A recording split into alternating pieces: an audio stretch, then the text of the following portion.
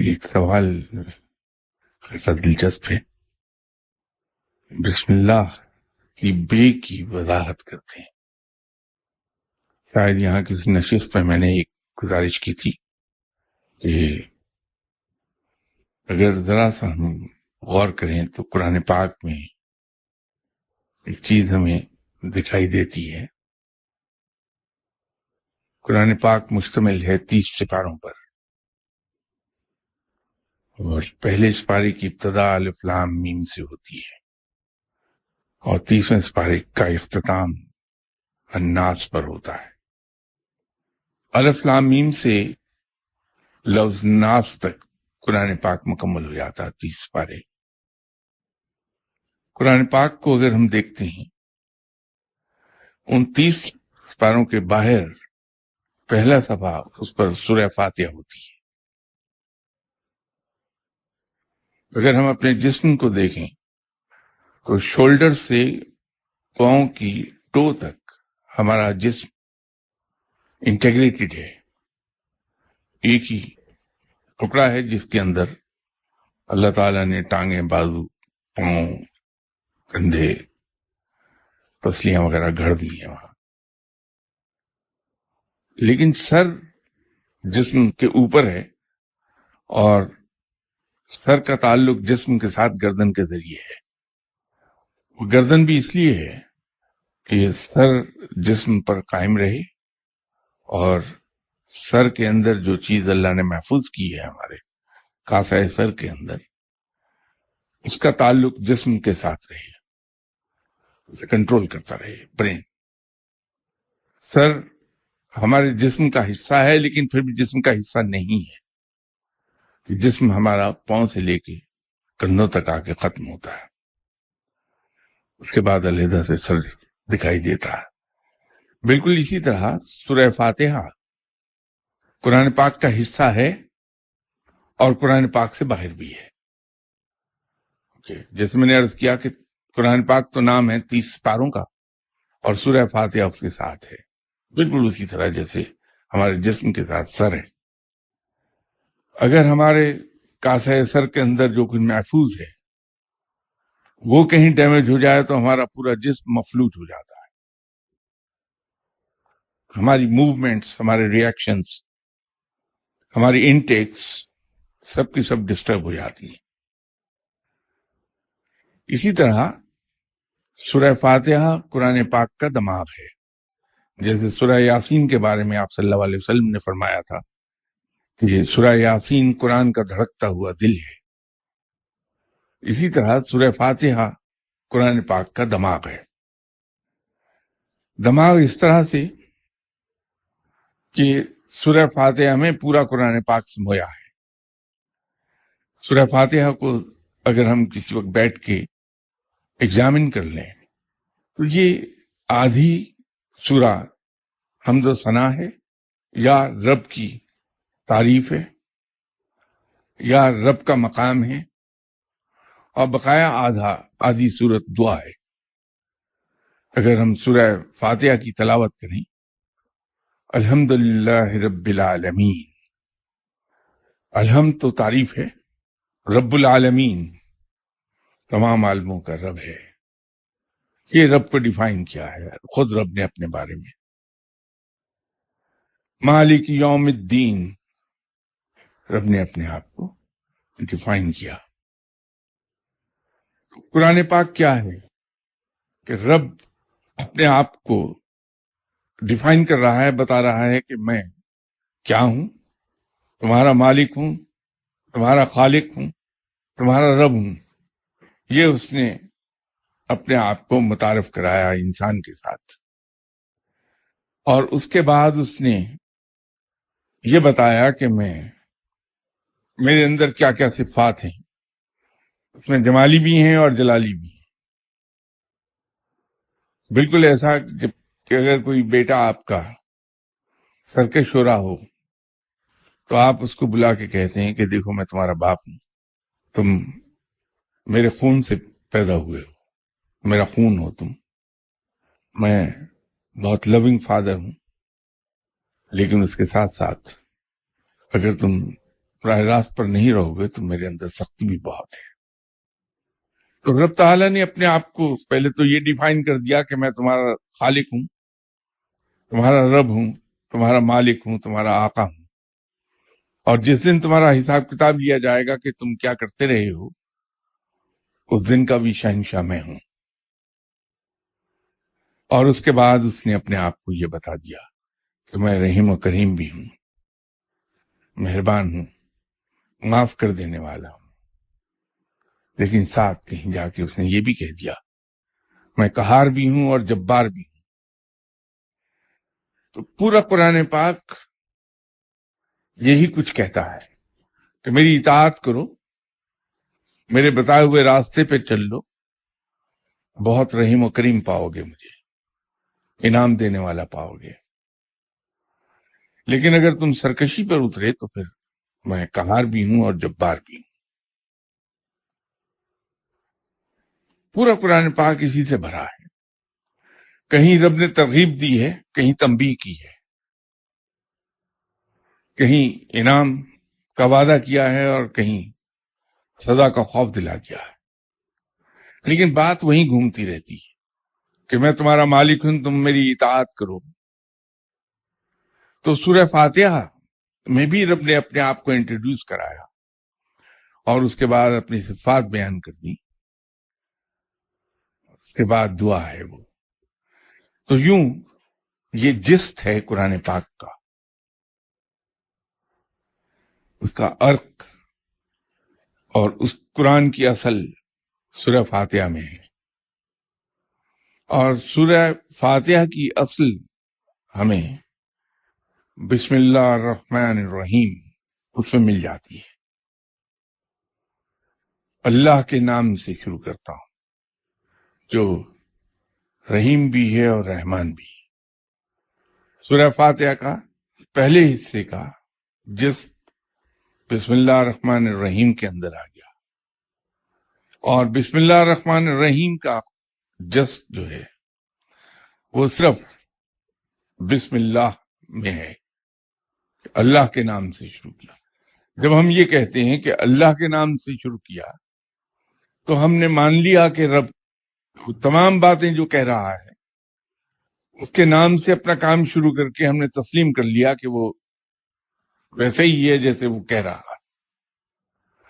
تو وہ جست اس لیے کہا جاتا ہے کہ بسم اللہ میں ہے. اور بسم اللہ کا جست لفظ بے میں اس لیے کہا جاتا ہے کہ عربی میں بے ساتھ کے لیے استعمال ہوتا ہے. تو اگر کوئی شخص صرف ایک لفظ کہتا ساتھ تو باقی چیزیں پھر انڈرسٹوڈ ہو جائیں گی کہ کس کے ساتھ، رب تعالیٰ کے ساتھ. اور پھر وہ باقی انڈرسٹوڈ ہے کہ رب کیا ہے. یہی وجہ ہے کہ حضرت علی کرم اللہ وجہہ نے جب یہ فرمایا تھا کہ میں گھوڑے کے رکاب میں پاؤں رکھنے سے لے کر گھوڑے کے اوپر سوار ہونے تک پورا قرآن تلاوت کر لیتا ہوں، تو مراد حضرت علی کرم اللہ وجہہ کی اسی سے تھی کہ بسم اللہ الرحمن الرحیم پڑھ کر سوار ہوتے تھے. تو حضرت علی کرم اللہ وجہہ کا فرمان یہ تھا کہ پورا قرآن پاک سورہ فاتحہ میں سمویا ہے، اور پوری سورہ فاتحہ بسم اللہ الرحمن الرحیم میں سمائی ہے. پوری بسم اللہ الرحمن الرحیم لفظ بے میں سمائی ہے اور بے نقطے میں سمائی ہے. وہ اس وجہ سے فرمایا تھا آپ نے کہ رکاب میں پاؤں رکھتے تھے تو بسم اللہ الرحمن الرحیم پڑھتے ہوئے سوار ہو جاتے تھے گھوڑے پر. تو یوں پورا قرآن پاک تلاوت کرنے کا آپ نے فرما دیا. اس سے مراد یہ تھی. یہ جو بے کے نیچے نقطہ ہے جس کے بارے میں کہا جاتا ہے کہ بے اس نقطے میں سمائی ہے، جب یہ کہتے ہیں کہ یہ بے نقطے میں سمائی ہے تو لفظ نقطہ کی بات ہوتی ہے، نقطہ کی نہیں ہوتی. نقطہ ایک ڈاٹ ہے اور نقطہ عقل کی بات ہے. محاورتاً ہم کہتے ہیں کہ یہ بہت نقطے کی بات ہے. وہ چھوٹے کاف سے استعمال ہوتا ہے لفظ، اور جو ڈاٹ ہے وہ نقطہ ہے، بڑے قاف کے ساتھ آتا ہے. تو جب ہم یہ کہتے ہیں کہ بے نقطے میں سمائی ہے تو چھوٹے کاف کے ساتھ نقطہ ہے، نون کاف تے ہے، اس سے مراد ہماری نون بڑا کاف توئے اور ہے نہیں ہوتا. تو بے عقل میں سمائی ہے، فراست میں سمائی ہے. آپ واپس اس گفتگو پہ چل جائیے جو شروع کے دنوں میں یہاں ہو رہی تھی کہ اللہ جس پر مہربان ہوتا ہے، جس سے راضی ہوتا ہے، اسے دین کی سمجھ عطا فرما دیتا ہے، اور جسے دین کی سمجھ عطا فرماتا ہے اسے علم عطا کر دیتا ہے، کیونکہ بغیر علم کے دین سمجھا نہیں جا سکتا. اور جس کو علم عطا ہوتا ہے اسے عقل عطا ہو جاتی ہے، اور ایسنس آف وزڈم خود رب ہے. تو نقطہ جو چھوٹے کاف کے ساتھ ہے وہ بمعنی عقل کے استعمال ہوتا ہے، گہرائی کے معنی میں آ جائے گا کہ اس بات میں بہت گہرائی ہے کہ یہ نقطے کی بات ہے. تو یوں یہ کہا جاتا ہے کہ بے نقطے میں سمائی ہے کہ عقل و فہم اس سے آتی ہے. اور یہی وجہ ہے کہ قرآن پاک کی تمام صورتوں کے اثرات انسانی زندگی پر مرتب ہوتی ہیں، اور ہر صورت کے اثرات مختلف مرتب ہوتے ہیں انسانی جسم پر. ایک سورہ قرآن پاک کی ایسی ہے جس کا کتابوں میں شاید ہی کہیں ذکر آیا ہو بطور وظیفے کے، یا جس کی فضیلت ہمارے یہاں علماء حضرات نے جو کتابیں لکھی ان میں شاید ہی کسی کتاب میں اس سورہ کا ذکر ہو. کم از کم میری علم کی حد تک نہیں ہے کہ کسی نے اس کو بیان کیا ہو. وہ ہے سورہ تغابن. ہم لوگوں سے جو میری طرح کے گنہگار دنیا دار لوگ ہیں، ہم سے نافرمانی ہوتی رہتی ہے اللہ تعالیٰ کی، ہم سے صغیرہ و کبیرہ گناہ ہوتے رہتی ہیں. اکثر اوقات وہ نادانستہ ہوتے ہیں، ہم لا علمی میں گناہ کر ڈالتے ہیں. بعض اوقات وہ دانستہ بھی ہوتے ہیں. کچھ پلانڈ مسٹیکس ہم کرتے ہیں، کچھ انوسینٹ مسٹیکس کرتے ہیں.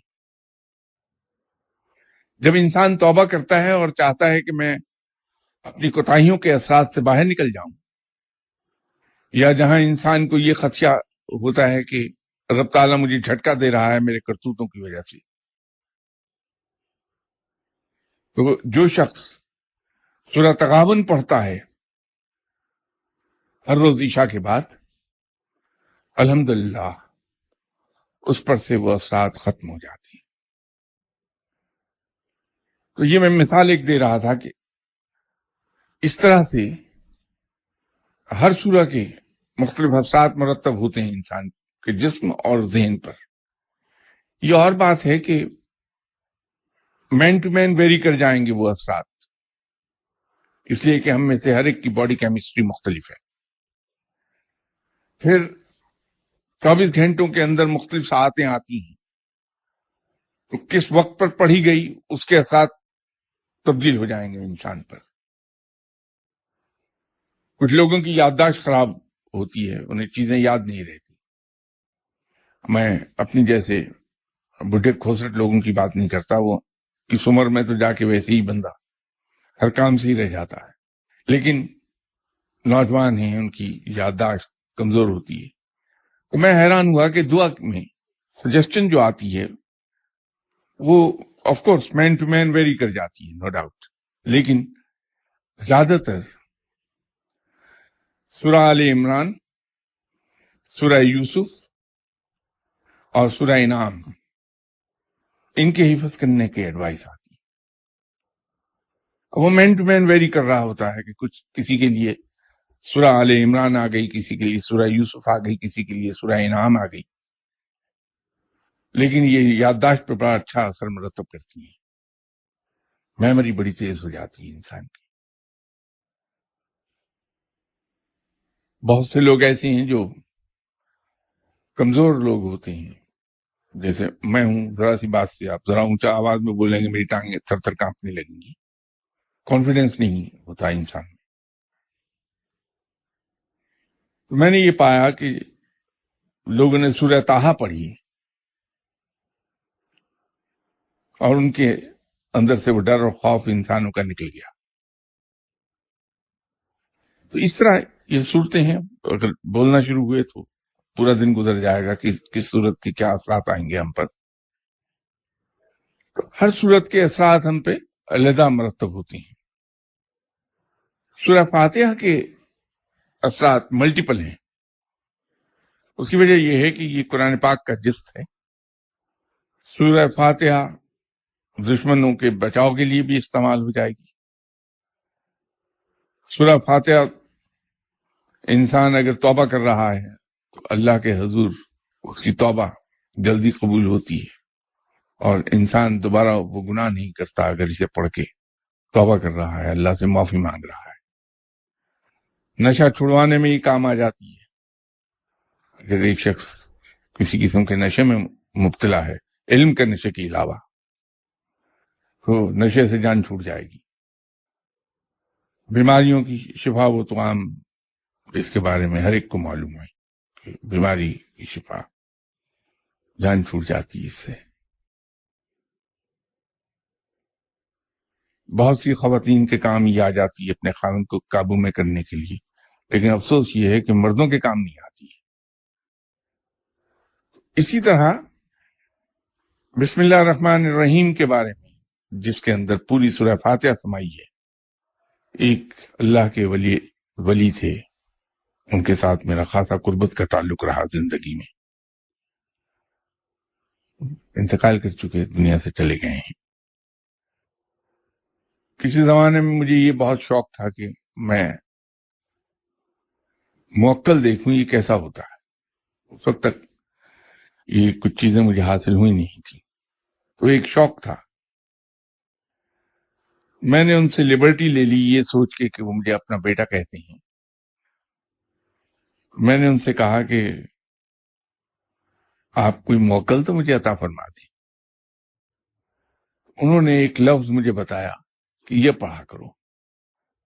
بعد میں مجھ پہ وہ بات کھلی کہ وہ لفظ اصل میں ایک موکل کا نام بھی ہے, اور یہ وہ موکل ہے جو جناب حضرت پیران پیر غوث الاعظم دستگیر صاحب کے پاس ہوتا تھا, اور یہی لفظ جناب حضرت پیران پیر غوث الاعظم دستگیر صاحب پڑھا کرتے تھے. میں نے وہ لفظ پڑھنا شروع کیا. انہوں نے ایک طریقہ بتایا تھا کہ عشاء کی نماز کے بعد پڑھنا تم. تو یہ وہ زمانہ تھا جب میں سنت کے طور پہ, سنت سمجھ کے میں زمین پہ سوتا تھا. تو میں نے پڑھا, غالباً ابھی شاید 4 یا 5 بار ہی پڑھا تھا. تو ایک خاص قسم کی اسمیل آنی شروع ہوئی مجھے, اور سڈنلی وہ موکل میرے ساتھ آ کے کھڑا ہو گیا. کام تو مجھے کوئی لینا نہیں تھا, تو ہوا یہ کہ میں اس کو دیکھتا رہا اور وہ مجھے دیکھتا رہا. نہ میں کچھ بولا نہ وہ بولا. میرا خیال ہے تھوڑی دیر میں اس نے یہ سوچا ہوگا کہ بہت بیوقوف آدمی ہے, بلا کے دیکھے جا رہا مجھے. تو وہ واپس چل دیے. دوسری رات بھی یہ میں نے حرکت کر ڈالی, وہ چسکا لگا ہوا تھا. تیسری رات حرکت کی, یہی ہوا. چوتھی رات سے میں بلاتا رہا, نہیں آیا. 2-3 مہینے کے بعد پھر میں پاکپت شریف گیا, تو راستے میں ان دنوں ملتان روڈ خراب تھی, تو میں وایا فیصل آباد جایا کرتا تھا. تو راستے میں ان کا گاؤں آ گیا ان صاحب کا, تو ان کے پاس چلا گیا میں. تو باتیں کرتے کرتے مجھے خیال آیا, تو میں نے کہا جی موکل آیا نہیں پڑھنے کے باوجود, کہیں ہو نہیں سکتا. فرمایا کہ کیا بالکل نہیں آیا؟ میں نے کہا نہیں جی, پہلے 3 دن آیا تھا, پھر چوتھے دن نہیں آیا. کہنے لگے اچھا میں دیکھتا ہوں. وہ کچھ آنکھیں بند کر کے پڑھتے رہے. تھوڑی دیر کے بعد کہنے لگے کہ آپ نے کوئی وظیفہ شروع کیا نیا؟ تو میں نے کہا جی. کیا پڑھتے ہیں؟ میں نے کہا صاحب جی بسم اللہ الرحمن الرحیم کا وظیفہ شروع کیا تھا میں نے ان دنوں. کہنے آپ بھی کمال کرتے ہیں, ہاتھ میں 2 دھاری تلوار لیے بیٹھے ہیں اور کہتے ہیں موکل آپ کے قریب آ جائے. اس کی کیا مجال ہے کہ موکل آپ کے قریب پھٹک جائے اگر آپ یہ وظیفہ پڑھ رہے ہیں تو. کہنے کا مقصد یہ ہے کہ موکل جو پڑھائی کی وجہ سے پیدا ہوتے ہیں, جن کی غذا ہی یہ الفاظ ہیں, بسم اللہ الرحمن الرحیم کے اندر اتنا جلال ہے کہ کوئی موکل قریب نہیں آتا انسان کے. اس سے خوفزدہ ہوتے ہیں, بھاگ جاتے ہیں. یہ 2 دھاری تلوار ہے. اس کے پڑھنے سے انسان کے اندر جو قوتیں بیدار ہو جاتی ہیں، رب تعالیٰ جو قوتیں عطا فرما دیتا ہے وہ بھی حیران کن ہے. اس کے بارے میں انشاءاللہ اگلی اتوار بات کریں گے.